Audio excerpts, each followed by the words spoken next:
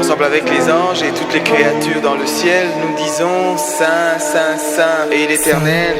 La terre et les cieux sont remplis de sa gloire. La terre et les cieux sont remplis de sa gloire. Encore une fois, tous ensemble, nous élevons bien nos voix. Saint, Saint, Saint et l'Éternel. La terre et les cieux sont remplis de sa gloire. Gloire au Seigneur. Saint, Saint, Saint et l'Éternel.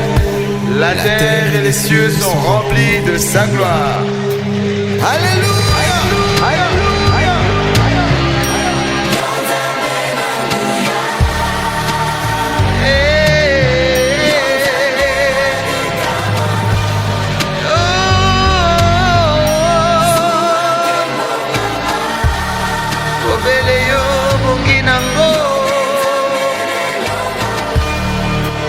Lelo ntango ebelemi bilembo nyonso emonani kala te suka ya mokili nde nyonso awa na se esuki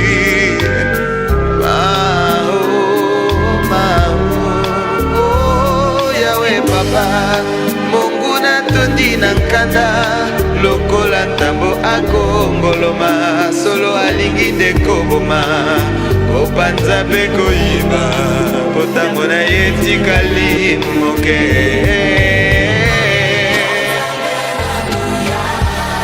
mozalisi ya likolo na se mokili esimami na maboko